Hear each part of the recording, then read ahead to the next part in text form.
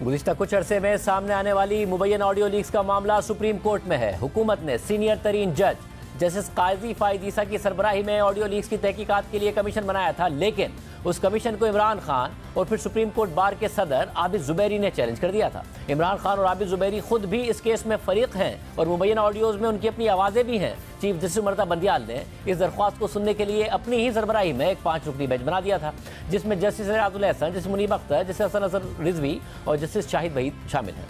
5 रुकनी bench ने पहली ही समाअत में कमीशन को यह कहकर काम से रोक दिया कि कमीशन की तश्कील में चीफ जस्टिस से मुशावरत नहीं की गई है, लेकिन हुकूमत का मौक़िफ़ है कि चूंकि एक मुबैना ऑडियो चीफ जस्टिस की सास की भी है, इसलिए उनसे मुशावरत मफादात के टकराव के ज़मरे में आएगी। 26 मई की समाअत में अटॉर्नी जनरल मंसूर उस्मान अवान ने चीफ जस्टिस से इस्तदा की थी कि यह मामला उनकी फैमिली से मुताल्लिक है, इसलिए वो खुद समाअत ना करें, लेकिन चीफ जस्टिस ने यह इस्तदा मुस्तरद कर दी थी। लेकिन आज वफाकी हुकूमत ने सुप्रीम कोर्ट में ऑडियो लीक्स कमीशन के खिलाफ दरख्वास्तों पर समाअत के लिए बेंच के 3 अरकान पर एतराज़ात करते हुए नया बेंच बनाने की इस्तदा कर दी है। दरख्वास्त में कहा गया है कि 26 मई को समाअत में चीफ जस्टिस पर उठाए गए एतराज़ को पजीराई नहीं दी गई। जजिस के कोड ऑफ कंडक्ट के मुताबिक चीफ जस्टिस का ऐसा मुकदमा सुनना संगीन तहफ़्फ़ुज़ात को जन्म देता है जो उनके करीबी फैमिली मेंबर से मुताल्लिक है। अरसलान इफ्तिखार केस में चीफ जस्टिस इफ्तिखार चौधरी ने एतराज़ पर खुद को बेंच से अलग कर लिया था। मुबैयन audio leak justice Ijazul Ehsan और जस्टिस मुनीब अख्तर से भी मुताल्लिक हैं। एक ऑडियो लीक इस केस में दरख्वास्त गुजार यानी आबिद जुबैरी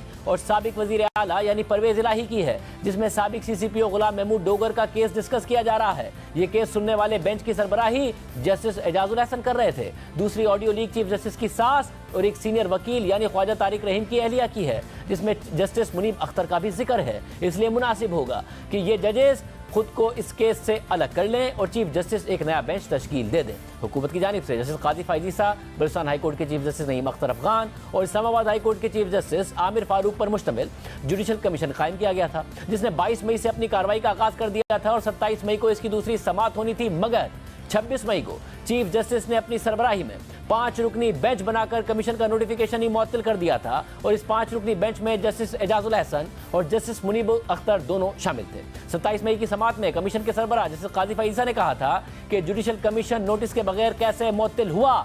कवायद के मुताबिक फरीकैन को सुनकर फैसला किया जाता है। कमीशन फरीक था, इसे क्यों नहीं सुना गया? हाई कोर्ट सुप्रीम कोर्ट के मातहत नहीं है। सुप्रीम कोर्ट हाई कोर्ट की निगरानी नहीं कर सकती है। जज को पैसे देने की बात हो रही है मगर तहकीकात पर स्टे आ जाता है। जजिस के बारे में ऑडियोज आई, तहकीकात तो होनी चाहिए। प्राइवेसी की आड़ में क्या किसी इल्जाम की तहकीकात नहीं होनी चाहिए? मुझे कोई मर्जी के फैसले के लिए रकम ऑफर करे तो क्या ये गुफ्तगू भी प्राइवेसी में आएगी? जैसे काजी फाइज ईसा ने अटॉर्नी जनरल से मुकालमा करते हुए रिमार्क दिए थे कि आपने अदालत को बताया क्यों नहीं कि उनके एतराज़ात वाले नकात की हम पहले ही वजाहत कर चुके हैं, अभी वो स्टेज ही नहीं आई थी ना हम वो कुछ कर रहे थे। ये सब कुछ हुआ, अब कल समाअत होनी है और हुकूमत ने ये नई इस्तदा कर दी है। हमारे साथ वजीर कानून आजम नज़ीर तारड़ साहब मौजूद हैं। तारड़ साहब बहुत शुक्रिया मुझे में ज्वाइन करने के लिए। तारड़ साहब, अटॉर्नी जनरल ने पहले ही इस्तदा की थी, चीफ जस्टिस ने मुस्तरद कर दी थी कि चीफ जस्टिस ना बैठे। आप कह रहे हैं ना चीफ जस्टिस बैठे, ना एजाजुल एहसन बैठे, ना मुनीब अख्तर बैठे, चीफ जस्टिस एक नया बेंच बना दें।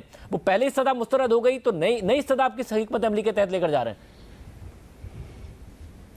नहीं, हिकमत अमली नहीं है शाहज़ेब साहब, बहुत शुक्रिया, आपने इंट्रो में बड़ी तफसील से बता दिया।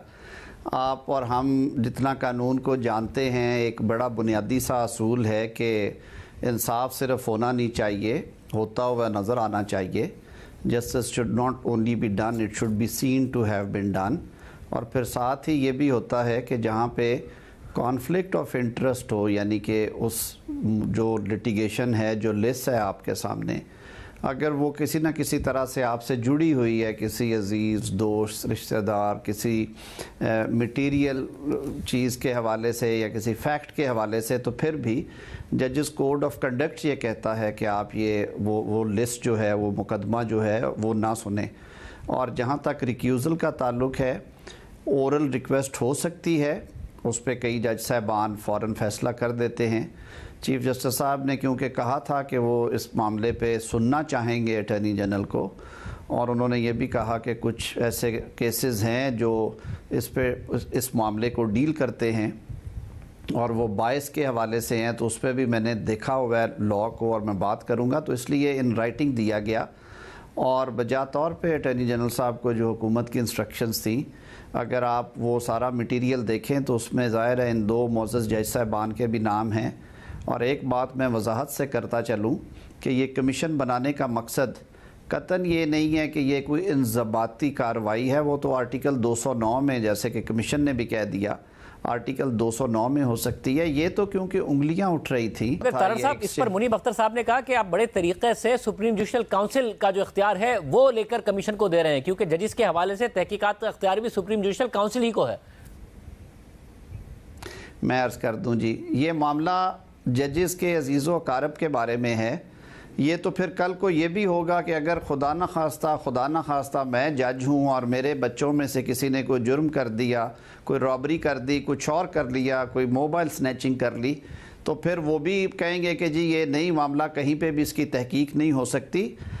ये इस मामले में किसी जज साहब को डायरेक्टली कोई, मेरे ख्याल में शायद कोई एक आध है मामला जिसकी हद तक कुछ रेफरेंस पड़े हुए हैं, और वो भी ये कमीशन के लिए वाइड ओपन ऑप्शन है कि वो उस रेल में जाते हैं कि नहीं। बाकी तो ये अजीज़ो अकारब, कहीं पे ख़वातीन हैं, कहीं पे बच्चे हैं, कहीं पे कुछ और लोग हैं, कहीं पे दोस्त हैं, फैमिली फ्रेंड्स हैं, वो बातें कर रहे हैं जिसकी वजह से जो अदारे की साख है वो मुतासर हो रही थी, उंगलियां उठ रही थी। और आपने अगर देखा हो वो नोटिफिकेशन, उसमें जो प्रीएम्बल है, सारा जो बुनियाद बनाई गई है, जो इब्तदाइया है, उसमें ये सारी बातें दी गई कि जो अवाम का एतमाद है आला तरीन अदलिया पे, वो बहुत ज़रूरी चीज़ है। और अदलिया क्योंकि एक अहम सतून है रियासत का, तो इसलिए इस मामले की शफाफ तहकीकात हों, ये पता चले कि ये जो ऑडियोज़ आई हैं ये हकीकत में उन्हीं कैरेक्टर्स की आवाज़ें हैं जिनको ये मंसूब हुई हैं, या ये मैनिपुलेटेड हैं, इंजीनियर्ड हैं।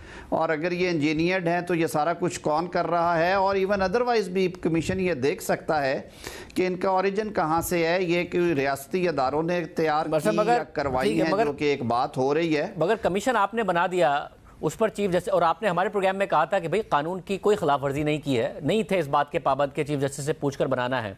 चीफ जस्टिस ने भी यही कहा कि कानून नहीं, मगर उन्होंने रिवायत की ज़रूर बात की कि रिवायत है, और फिर अदालती फैसले कोर्ट किए उस हवाले से कि किस तरीके से हुआ है माजी में मामला। और उन्होंने ये भी कहा कि मैं कौन सा खुद बैठ जाता, मैं किसी और ही को कहता। तो ये अब काबिल कबूल होगा आपको कि चीफ जस्टिस बात के लिए अगर राजी हैं कि कमीशन उनकी कहने पर और उनके कहे हुए जज के तहत बन जाए। कानून इजाज़त देता है हुकूमत को बनाने का, और रवायत ये कहती है कि चीफ जस्टिस से पूछा जाए, तो रवायत ये भी रही है कि अगर आप खुद उस मामले से मुंसलिक हैं तो आपको अलग कर दिया जाए। ये सेटल्ड प्रिंसिपल है लॉ का, कॉन्फ्लिक्ट ऑफ इंटरेस्ट इसे कहते हैं। हुकूमत अगर जाती 7वें नंबर पे, 9वें नंबर पे, 14वें नंबर पे, 15वें नंबर पे, जो कि एक रवायत रही है बेंचेस बनाते हुए, तो फिर तो आप हुकूमत को एक्यूज़ कर सकते थे कि उन्होंने पिक एंड चूज़ किया है। हुकूमत ने सीनियर मोस्ट जो उनके फौरी बाद हैं जज साहब, और उनकी जो दयानत है, उनकी इंटेग्रिटी जो है, वो सब के सामने है, उनको ये तकलीफ़ दी। और दूसरा, हमने 2 हाई कोर्ट्स जो हैं उनके चीफ जस्टिस को डाला, ये भी नहीं कि कोई जूनियर जज लेके, और मुकम्मल एहतियात की गई। मेरे ख्याल में इस तरह की बदजनी या वो बिल्कुल नहीं है लोगों को इस पे।